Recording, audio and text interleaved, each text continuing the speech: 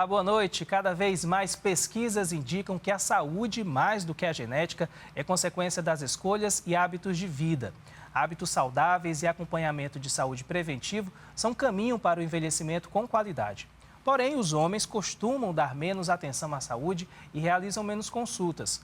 Campanhas de prevenção, como o Novembro Azul, são realizadas anualmente para prevenir o câncer de próstata e alertar a população masculina sobre os cuidados com a saúde em geral. E para falar mais sobre o assunto, eu tenho aqui comigo no programa de hoje o médico urologista Ildebrando Mota Filho e o especialista em medicina reprodutiva Daniel Diógenes. Quero agradecer muito a presença de vocês dois aqui no nosso programa de hoje. E já quero perguntar, né? O homem, ele realmente vai ao médico? Pois é, isso é uma excelente pergunta. Acho que o motivo da gente estar aqui hoje, Bruno, tem um dado do Ministério da Saúde mostra que esse ano foram realizados 1,2 milhões de consultas para as mulheres no ginecologista e apenas 200 mil atendimentos ambulatoriais para homens. Então, com esse dado daí você já tem esse panorama, né? Ou seja, o homem, infelizmente, ele procura menos o médico do que a mulher. Nós estamos aqui justamente para levar essa mensagem de que é importante que o homem vá ao médico e cuide da sua saúde, porque é um dado alarmante. Daniel, o doutor Daniel, eu queria saber do senhor, já que a gente está com esse dado, né, que é realmente alarmante, como o doutor Ildebrando falou, o que a gente pode... qual é o motivo, né, do homem não procurar o médico com tanta frequência assim? O que vocês podem ver sobre isso? Cultural, né? Existe um preconceito, né? Existe um machismo. Né? Você vai ao médico para ser examinado, né? Então, historicamente, a mulher, ela vai ao médico uma vez por ano porque a avó ia, porque a mãe ia, né? Uhum. Mas o homem, ele pensa que não tem problema até os 50, 60 anos de idade, que ele está ileso, né? E a gente acaba lembrando só de um problema maior, que é, por exemplo, o câncer da próstata, mas existem diversos outros problemas que podem afetar essa saúde. A gente tem que falar do testículo, a gente tem que falar do pênis, a gente tem que falar da infertilidade, né? Vai envelhecendo, vai perdendo tudo. Então, o homem precisa ir ao médico com uma certa regularidade, né? Talvez não com tanta regularidade quanto a mulher, que vai desde ali da adolescência, mas ele precisa se cuidar. E o preconceito, eu acho que é o principal fator que leva a essa dificuldade. Doutor Ildebrando, falando mais dessa questão da saúde do modo geral, a gente falou um pouco aqui da questão do sistema reprodutor masculino, ali, nesses cuidados, né? Mas existem outros problemas que são realmente muito importantes que o homem também fique a todo tempo verificando. Vocês, como da área da saúde, sabem melhor do que qualquer outra pessoa com relação como pressão arterial, obesidade, todos esses problemas também são meio negligenciados também pelos homens? Também, né? Na realidade, o homem ele morre mais do que a mulher, né? Assim, ele vive menos. Em média, vive 7 anos e meio a menos do que a mulher. É exatamente porque morre mais de doenças cardiovasculares. Por quê? Pela falta de cuidado com a saúde, né? Então, isso que o Daniel colocou, a questão do preconceito, talvez realmente seja o principal fator. E um momento como esse, o momento do mês de novembro, é um momento importante para que a gente possa levar essa mensagem, né? Dizer para a população, de um modo geral, que é importante cuidar da saúde, que é importante ir ao médico. E assim, o urologista, ele acaba sendo a porta de entrada do homem, né, ao serviço de saúde. Uhum. O urologista não vai cuidar da pressão arterial, sim, não vai cuidar dessa, mas ele vai fazer aquela triagem inicial, ele vai dar o direcionamento, vai orientar, né? Então isso é algo de extrema importância. E vocês acham, pergunto agora para os dois, né? Com relação à pandemia, a gente passou aí muito tempo com relação a essa questão do isolamento social, sem ir realmente aos hospitais, por uma questão de medo, por uma questão de apreensão com relação ao vírus da Covid-19.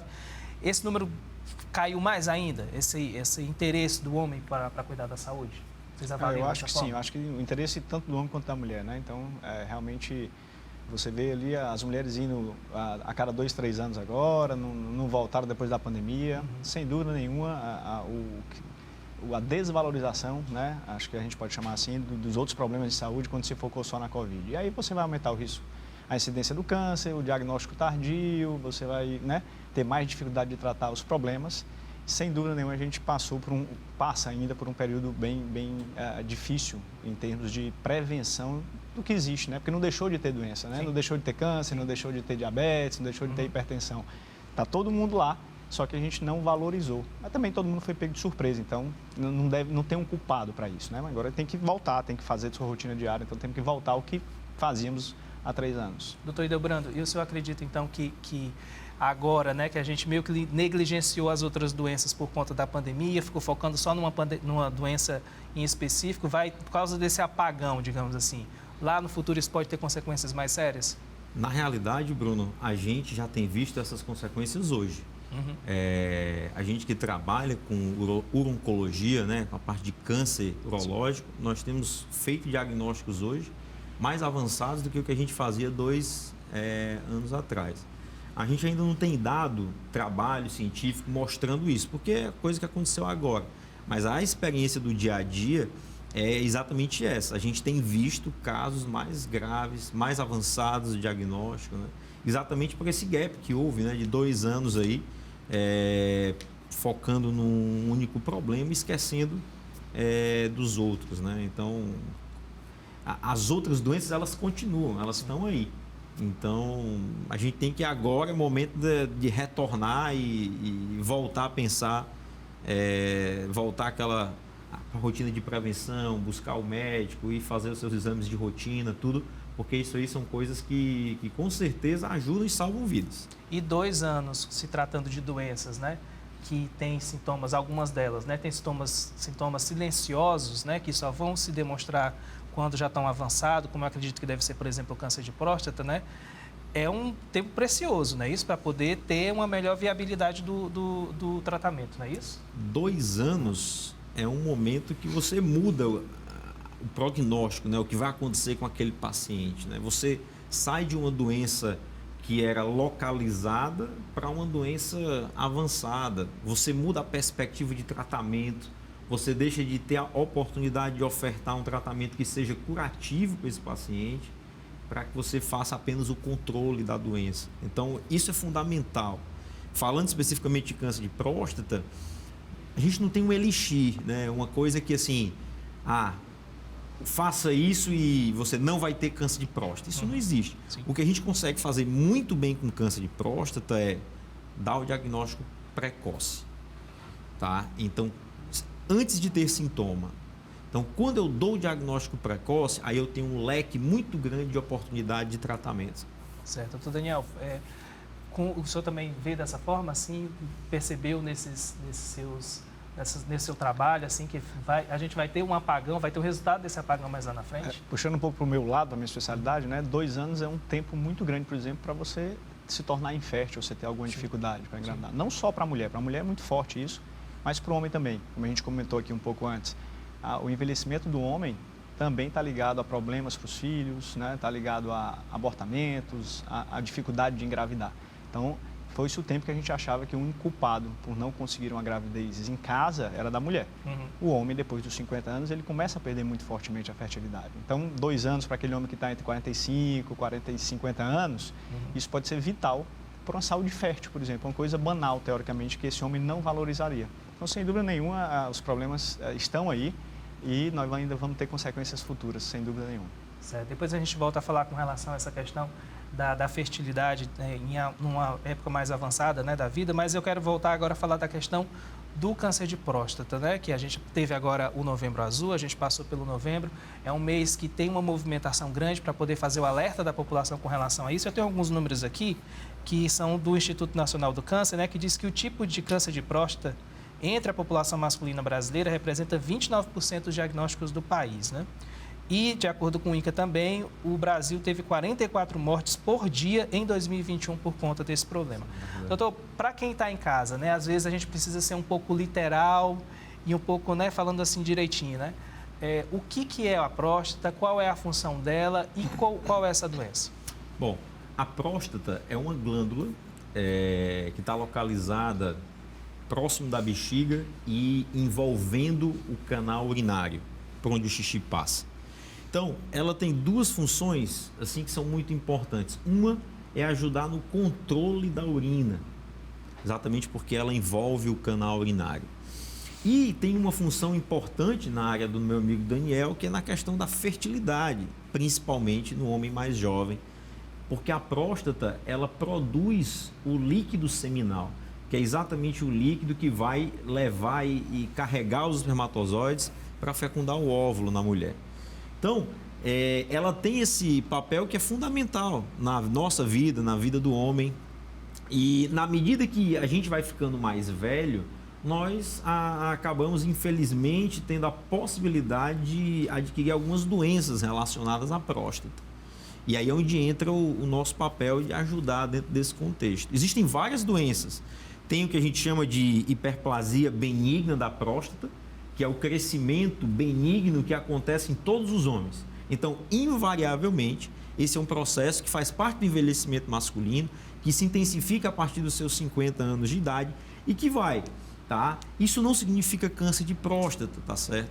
Isso, o crescimento da próstata benigno é aquela coisa que dá o jato de urina um pouco mais fraco, o paciente vai mais vezes ao banheiro, começa a ter alguma dificuldade urinária, e isso começa a acontecer de uma forma mais importante a partir dos seus 50 anos de idade. Isso vai acontecer com todos os homens. Uma outra coisa que eventualmente acontece é exatamente o câncer de próstata. Para você ter uma ideia, existem estudos que mostram que 1 em cada 6 homens vai ter câncer de próstata ao longo da vida. É muito, né? Você falou aí, 44 mortes por dia, dados do INCA do ano passado. É exatamente isso. Isso dá mais ou menos 16 mil mortes no ano. É muita gente, né? Então, é um problema de saúde pública a gente falar da próstata, né? E é muita gente numa coisa que poderia ser evitado.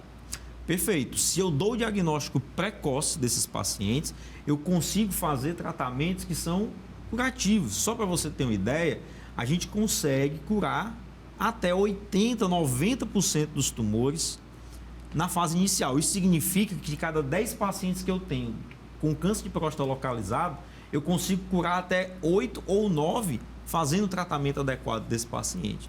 Do contrário, quando eu dou o diagnóstico no momento mais avançado, aí a coisa fica mais difícil. A gente, como médico, sempre pode ajudar, sempre pode dar esperança e sempre pode fazer um tratamento que controla.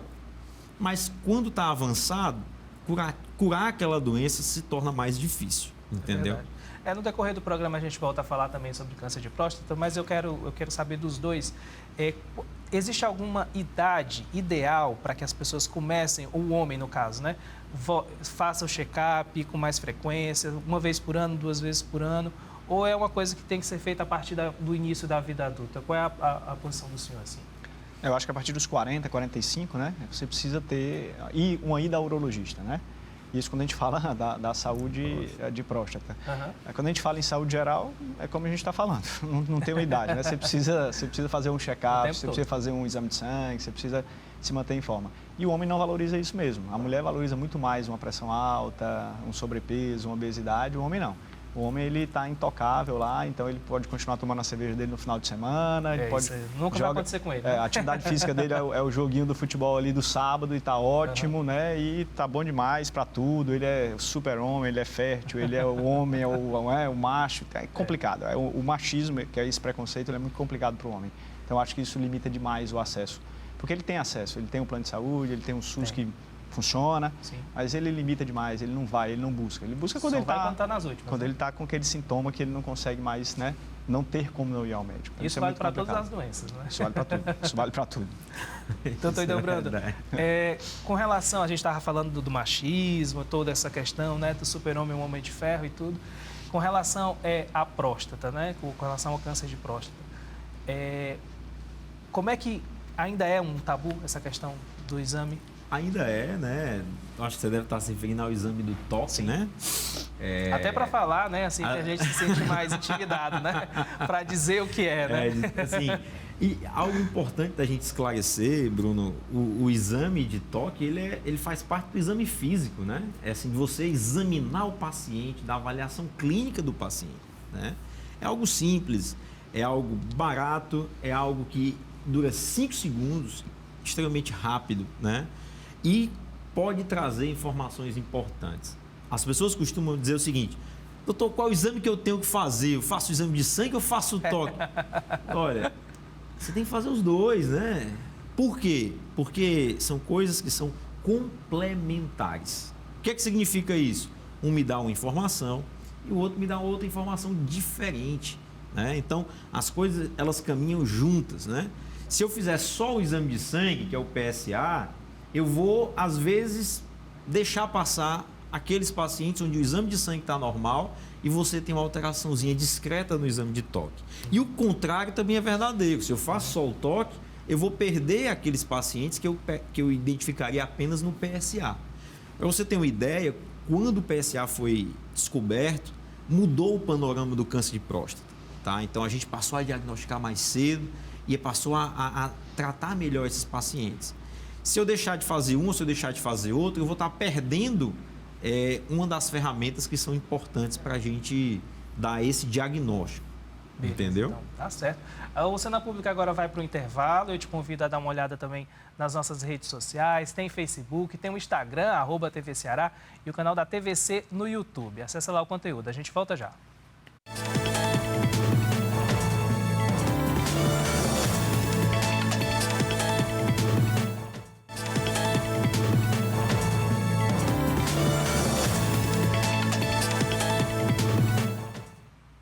Estamos de volta com o Cena Pública, recebendo hoje o médico urologista Idelbrando Mota Filho e o especialista em medicina reprodutiva Daniel Diógenes. Em pauta, a saúde do homem. Eu quero perguntar aqui para o doutor Daniel, né? A gente está falando muito dessa questão do câncer de próstata, mas agora voltado para a questão da fertilidade, não é isso? Como é que fica essa questão para um homem que descobre e passa por todo esse tratamento, né? Como é que fica a questão da fertilidade masculina para um homem que descobriu câncer de próstata, que teve que fazer radioterapia, quimioterapia e outros procedimentos como esse? Hoje a gente vê cada vez mais os homens tentando engravidar mais tardiamente também, né? Segundo casamento, então com 60, 65, 70 você tem, né, aquele homem que está buscando a sua gravidez. E aí, se ele teve um problema como esse, provavelmente ele vai ter uma grande dificuldade de ter uma boa qualidade e quantidade de espermatozoides, né? Você passou por uma quimioterapia, por uma rádio, por uma cirurgia. Então, sem dúvida nenhuma, a fertilidade sofrerá, né? E pela idade também. Então, quando a gente tem hoje um diagnóstico de câncer, qualquer que seja ele no homem ou na mulher, nós vamos sempre pensar em preservar a fertilidade. E aí você vai pensar em congelar o sêmen, que é uma coisa extremamente simples. Você faz ali 2, 3 dias de abstinência, né? Faz uma masturbação, colhe o sêmen, indolor, não precisa de remédio, não precisa de nada, e você faz isso rapidamente, né? E aí você mantém esse material congelado para, né, o uso futuro, caso seja necessário. Então, muitas vezes a gente esquece disso, porque o objetivo é tratar o câncer, então tem que correr para fazer o tratamento. Sim. O homem esquece disso, o médico às vezes, né, o urologista acaba, não, temos que tratar e temos que correr. E como você tem mais idade também, não, já tem filho, não pensa nisso. Mas sempre é bom perguntar. E se você no futuro tiver o desejo ainda de ser pai, e aí você precisa pensar na preservação da fertilidade, porque é a forma mais coerente que a gente tem, né, de não arriscar uma dificuldade ou infertilidade futura. A própria doença em si leva a uma queda da fertilidade e o tratamento mais ainda. Então, é preciso ter essa atenção, né? Sem dúvida nenhuma, a gente precisa dessa atenção, porque senão, né, depois a gente não tem muito o que fazer.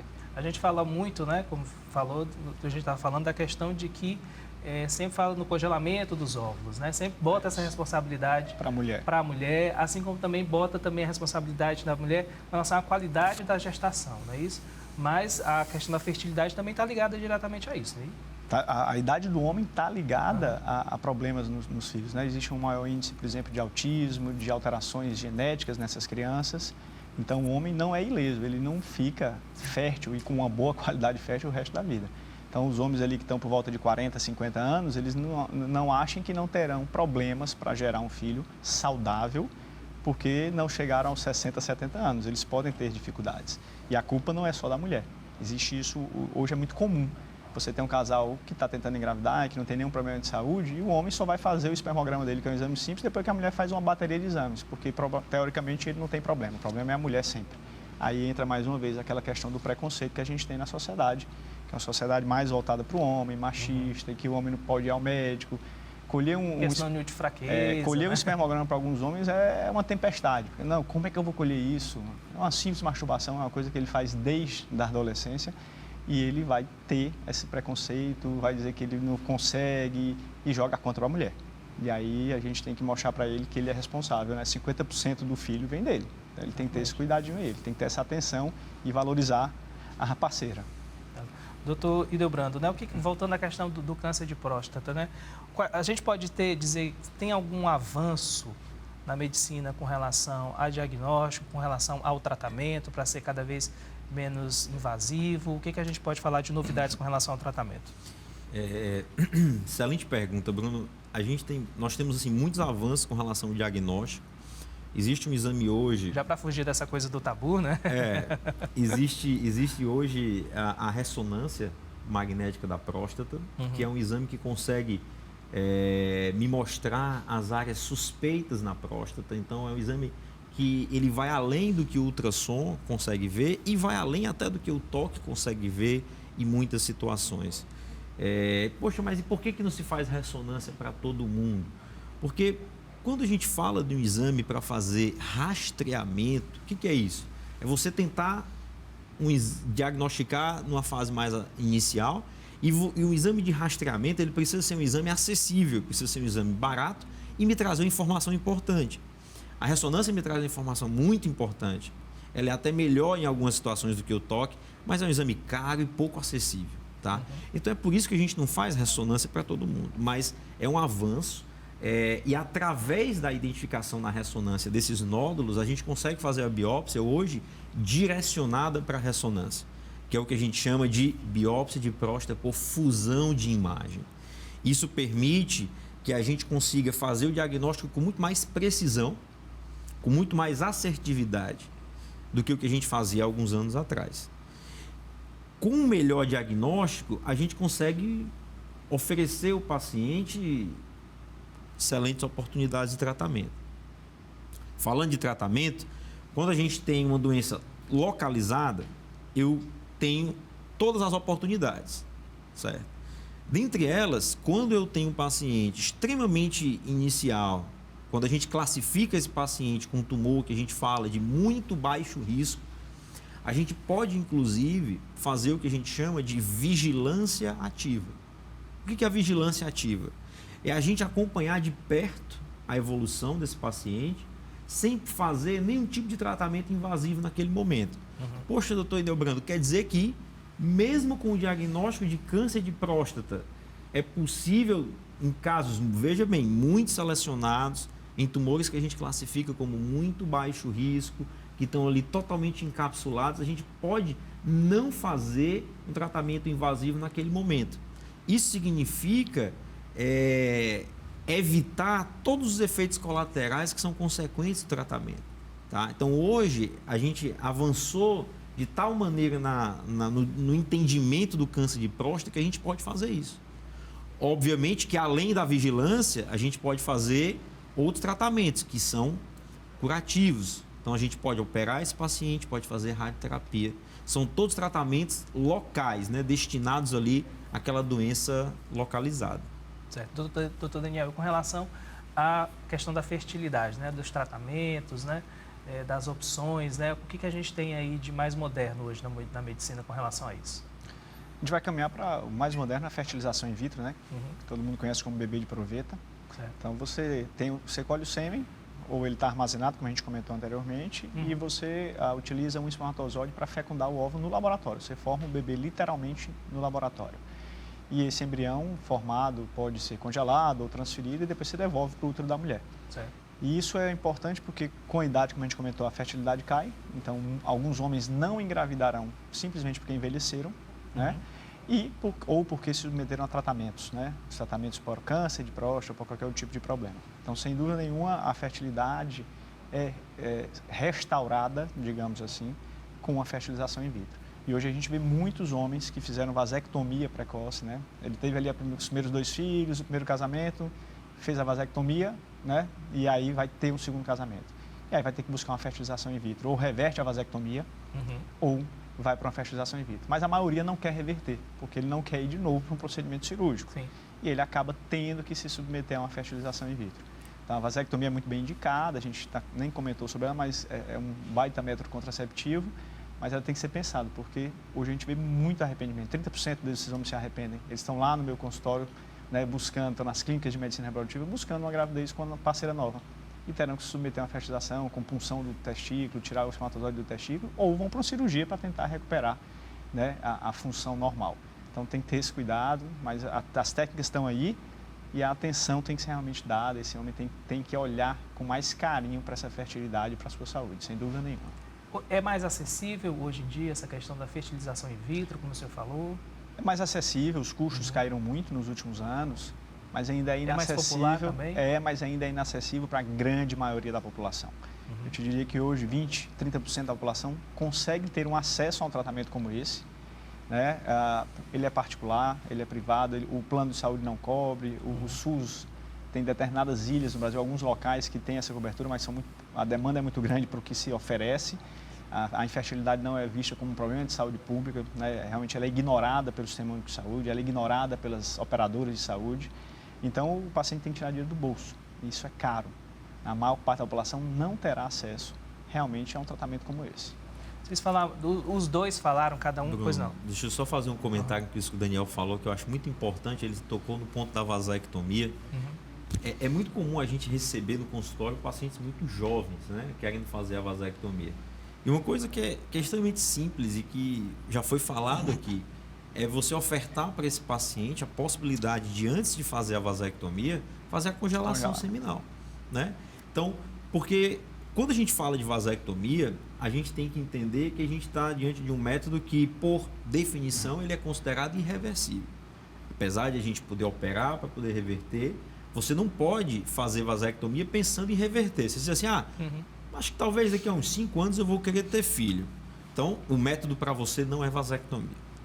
Vá atrás de um outro método, tal, que vai se encaixar melhor dentro do teu contexto, tá? Bom, dito isso, alguns homens têm a certeza, não quero mais e tal, mas tem aquela possibilidade, talvez e tal. Assim, eu tenho algum medo de se arrepender. Então, é sempre importante a gente ofertar isso aí. É algo simples.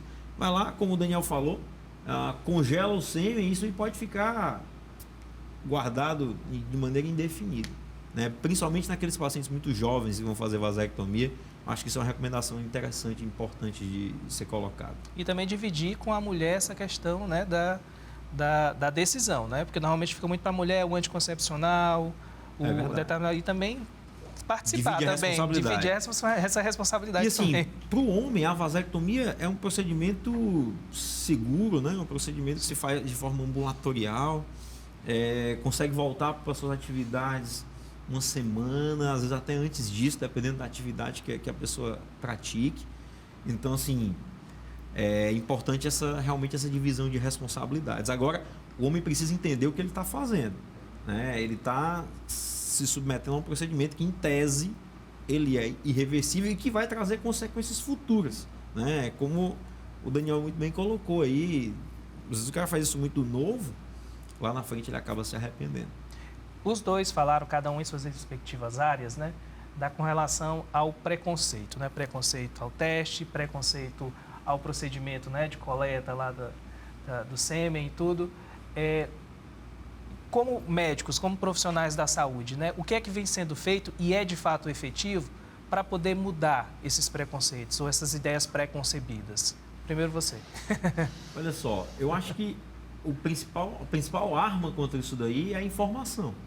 Tá? Então, momentos como esse aqui, da gente ter a oportunidade de falar sobre saúde masculina e tal, eu acho que a principal ferramenta é a maneira como a gente consegue levar para as pessoas essa mensagem, né? E o mês de novembro, né, que passou há pouco, Novembro Azul, é um momento especial para isso, porque é o momento que está a cidade toda pintada de azul, né? Todo mundo lembrando daquilo ali e tudo.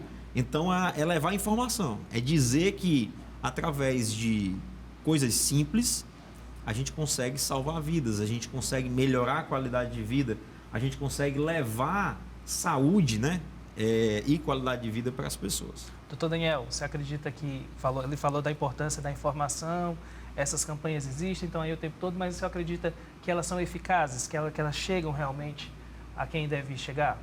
Chegam, né? É educação, é isso aí, é informação. É você aprender desde cedo que você precisa se cuidar, né? E que você precisa cuidar da saúde, da fertilidade, de tudo, né?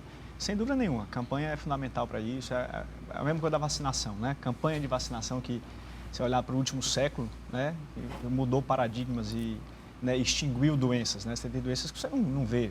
Então, campanha, educação de base, desde criança, quando vai entrar na puberdade, deixar de ter o preconceito em casa, porque muitas vezes o pai não conversa com o filho sobre sexo, sobre uma masturbação, né? A mãe não conversa com a menina sobre o que é uma menstruação, sobre, né, o uso do preservativo para evitar as DSTs, as doenças sexualmente transmissíveis. Então, educação de base dentro de casa, né, e na escola, logicamente, com as campanhas. Então, tem que deixar de ter preconceito com tudo. A gente tem que falar com os nossos filhos e mostrar para eles, ó, é assim que funciona, sexo é assim, cuidado com isso, cuidado com a gravidez precoce. A gente nem falou, mas tem gravidez precoce, a gente está falando só no outro extremo. Então, tem que ter educação de base. Isso é que muda o paradigma para a gente. Você falou agora um ponto importante também, que a gente tem um certo problema de falar também, que é com relação às ISTs, não é isso? Isso. Que também podem influenciar diretamente na fertilidade. Na fertilidade, no câncer de pênis, né? O Brasil tem uma grande incidência de câncer de pênis que está ligado ao HPV, que é o papiloma vírus humano, que a gente só lembra do câncer de colo de útero na mulher, por isso que a mulher faz a prevenção. Sim. Mas você tem um câncer de pênis lá, o homem vê a lesão, não vai ao médico, isso progride e ele tem um câncer de pênis. E aí, como é que fica, né? O câncer de testículo que está ligado ao uso algumas vezes ao uso de excesso de reposições desnecessárias. Então, sem dúvida nenhuma... Reposição de testosterona em excesso, a Débora pode falar melhor sobre isso. Mas as ISTs estão aí. Então, a IST, ela gera infertilidade e gera problemas. E gera câncer, né? Câncer mesmo, está ligado ao vírus.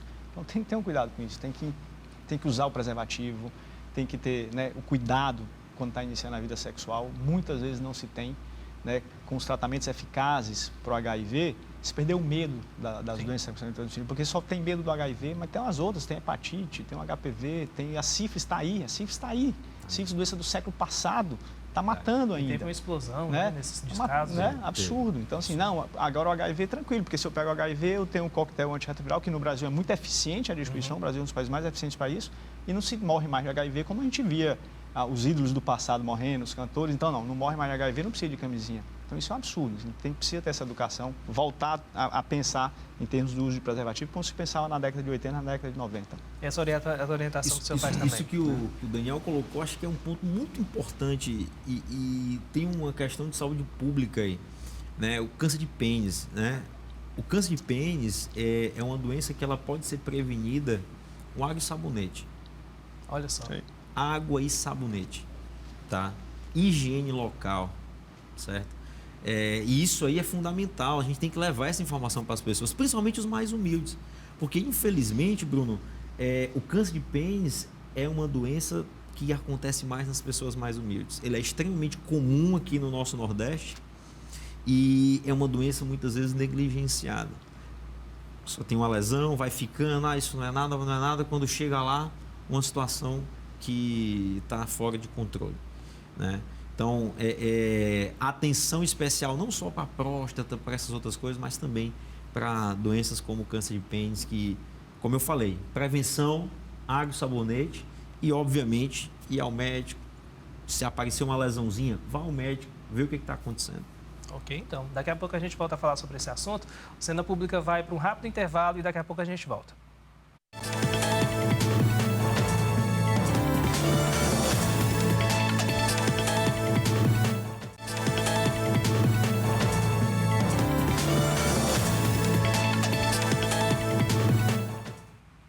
Começou o terceiro e último bloco do Cena Pública. Aproveito para te convidar a acompanhar nossas transmissões nas redes sociais. Tem o Facebook, o Instagram, @TV Ceará e o canal da TVC no YouTube.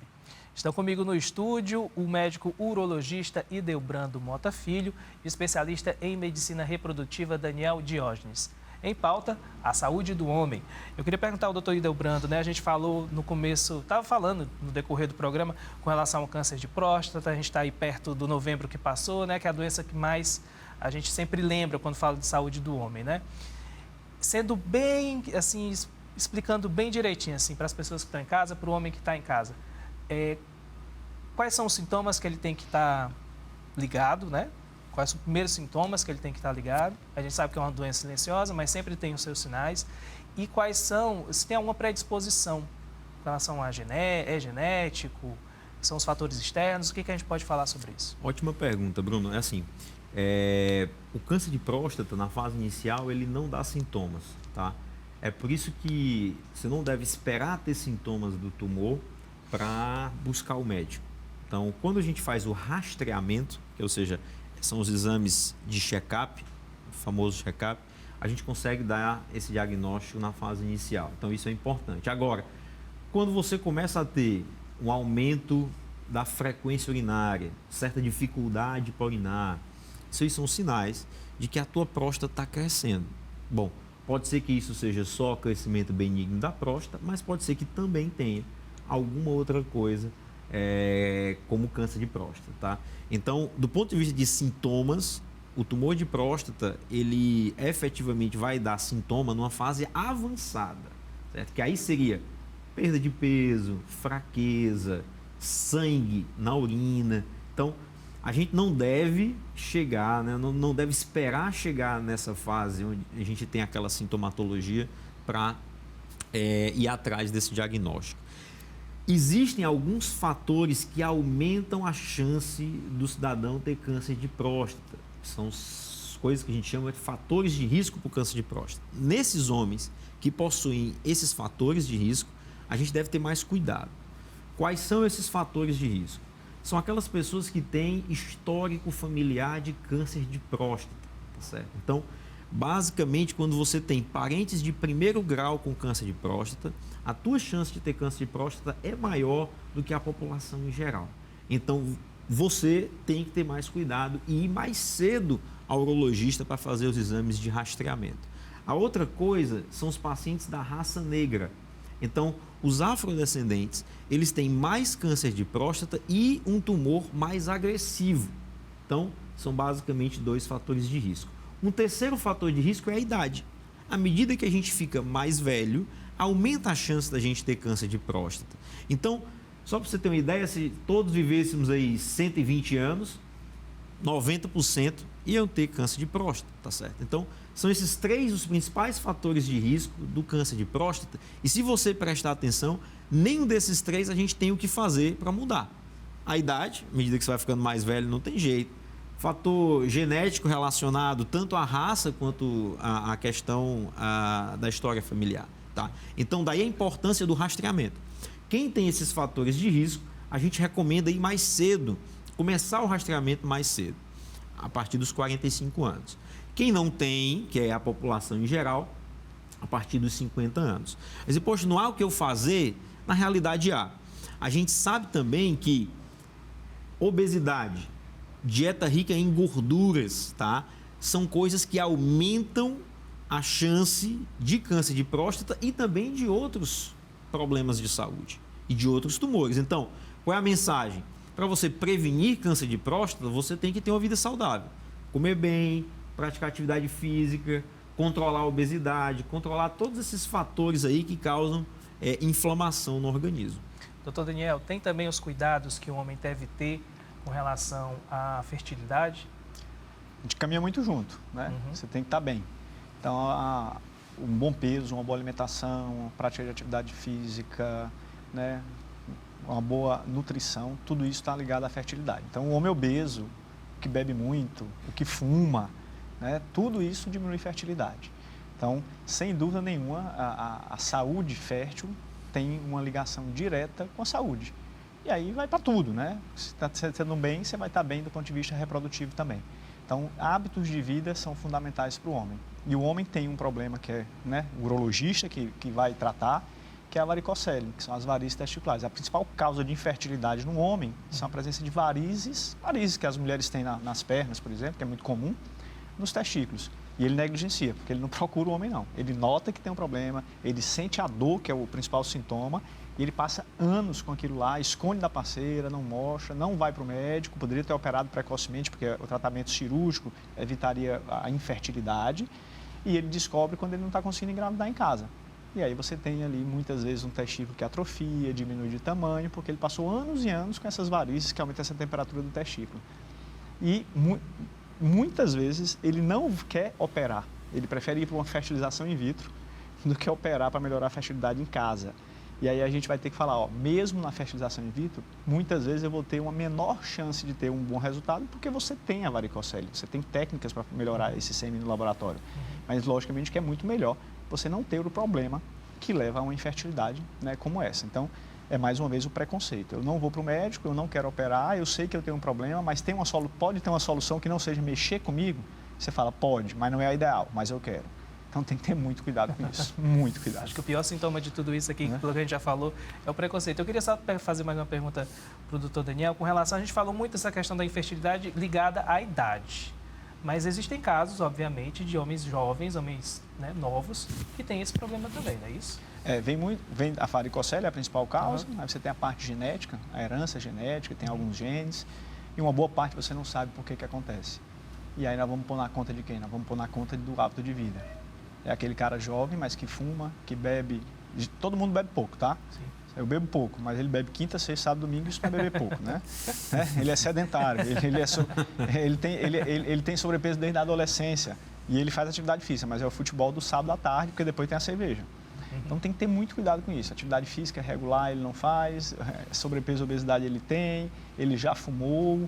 Então essas são as principais causas. Hoje a gente também tem uma ligação, talvez, com as ondas sonoras de wireless, né? Sim. O uso dos celulares, tudo é wireless, então isso parece ter uma relação com a infertilidade masculina, o uso de laptops, a temperatura aumentada perto do testículo, que é o laptop ali no colo.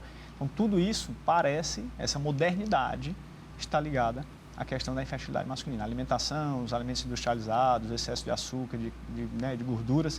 Então é o que você faz que leva à maior causa de infertilidade hoje, sem dúvida nenhuma. Doutor Idelbrando, eu tenho uma pergunta para fazer, eu acho que é meio indevida, mas já que a gente está falando sobre essa questão do câncer de próstata e da saúde do homem, esses cuidados com a próstata, obviamente, também tem alguma diferença com relação ao público gay, por exemplo? Na verdade, não. É exatamente a mesma coisa. O exame é feito da mesma maneira, né, através do toque. Mas de cuidados também? Não, em relação ao câncer de próstata, você não tem porque eu faço a pergunta porque existe uma estipulação naquela área. Pronto, e mas assim... pode ter alguma modificação? Em relação ao câncer de próstata, não, tá certo? Você não tem uma maior incidência ou um risco maior de ter câncer de próstata. Agora, a atividade do sexo anal, ela é a que tem mais risco para doenças sexualmente transmissíveis. Certo. E aí a gente está falando tanto de relação anal homossexual quanto heterossexual também, tá? Então as uretrites, né? As inflamações do canal da uretra, são as situações que acontecem muito mais comumente, né? Quando você tem esse tipo de atividade sexual. Gera mais risco nesse sentido de você contrair uma doença sexualmente transmissível. Isso aí não tem dúvida nenhuma. O doutor Daniel falou no último bloco essa questão das doenças, né, que as pessoas perderam um pouco o medo, estão abolindo um pouco o uso do preservativo, principalmente os jovens. A gente vê uma incidência muito grande, né, de ISTs e também do HIV entre os jovens. O senhor tem reparado dessa movimentação diferente no consultório? Tem, porque esse paciente com doença sexualmente transmissível, ele procura um urologista. Então, a gente tem visto cada vez mais sífilis, né? Diagnóstico de sífilis, de outras doenças, né? O HPV, as uretrites, né? Causadas por clamídia, por gonococo, enfim.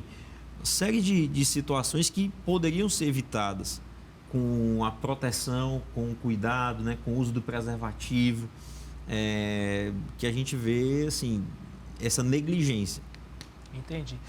Duas palavras que a gente usou muito aqui foi preconceito e informação, não é isso? Assim, eu queria que você, cada um, desse a sua palavra, né, para quem está em casa, falasse, né, assim, o que o homem que está assistindo principalmente, né, uma mensagem, né, que observem mais, que olhem mais, que tenham um pouco esse olhar de como a mulher tem pela própria saúde, não é isso? Assim? Não, com certeza. Acho que a Sociedade Brasileira de Urologia, ela tem se preocupado com isso, né? Então, a mensagem, né? Inclusive a mensagem da campanha Novembro Azul desse ano é o seguinte: cuidar da saúde também é assunto de homem, né? Então, isso é importante, né? O cuidado com a saúde, procurar o médico, conversar, né? Muitas vezes, se você não sentir à vontade por fazer determinado exame, determinada avaliação, isso não vai ser feito naquele primeiro momento. Se busca uma alternativa, mas negligenciar e não ir atrás da sua própria saúde é algo que é perigoso, porque as coisas elas acontecem, né? Não adianta você achar que não vai acontecer com você, porque infelizmente ela pode acontecer com qualquer um. Então, a grande mensagem é essa, né? Saúde também é papo de homem. Essa aí é a mensagem da Sociedade Brasileira de Urologia para todos os homens que estão nos assistindo. Doutor Daniel, eu queria também que o senhor deixasse uma mensagem para quem está assistindo, né? Com relação, e também queria saber, né? Vem aumentando o interesse do homem nessa questão de tratar mais da fertilidade, de deixar o sêmen ali preservado, congelado para futuramente. Como é que o senhor avalia isso também? A gente nota um aumento, mas um aumento bem discreto quando a gente compara com as mulheres, né? Então, é o preconceito, é isso. A mensagem é essa, a gente precisa deixar o preconceito de lado. O principal ponto é esse. Precisa entender que tem problemas que existem, que eles estão aí, que se morre de câncer, que se morre, né, se tem problemas graves com doenças sexualmente transmissíveis, que a gente se torna infértil, né? Isso muitas vezes a gente vê lá, eu tive 2 filhos, então não tem um problema. Não é assim que funciona. Então, o homem tem que olhar para a saúde dele. Ele tem que ir ao médico uma vez por ano, ele precisa fazer uma bateria de exames, ele precisa deixar o preconceito de lado. Acho que esse é o principal ponto. Ele tem que ter um entendimento educacional de que ele não é imortal, de que ele sofre também, né? E deixar de lado o preconceito. Porque na minha família não tem ninguém, eu não vou ter, não é assim que funciona, né? Então, tem que deixar o preconceito. Acho que a principal mensagem é essa. Preconceito não, a gente precisa, tanto do ponto de vista reprodutivo, quanto do ponto de vista de saúde geral, não só a saúde reprodutiva dele, a gente precisa desse tabu, quebra esse tabu. Você é homem, mas você precisa, e essa é coisa de homem. Você não vai deixar de ser mais homem ou mais macho, que isso é um absurdo, né? De pensar dessa forma hoje no século XXI. Você precisa ir para o médico, você precisa se cuidar, como qualquer outra pessoa. O doutor Ildebrando falou uma coisa que já tinham me falado também, e que é uma coisa que chama muita atenção, né? Que para a questão da saúde do pênis, por exemplo, é água e sabão, né, doutor? Uma coisa muito simples, né? Procedimento simples e você pode Água e sabão. Água e sabão é o que previne câncer de pênis. Isso é impressionante, mas é verdade. E muita gente não sabe, ou se faz que não sabe, não é isso? É isso então. A gente, olha, o Cena Pública de hoje vai ficando por aqui. Eu quero agradecer mais uma vez a presença do médico urologista Ildebrando Mota Filho e o especialista em medicina reprodutiva Daniel Diógenes. Quem quiser rever o programa pode acessar o canal da TVC no YouTube e também conferir o horário alternativo, que é no domingo aqui no Canal 5 e às 4 da tarde. Obrigado pela companhia e até a próxima semana.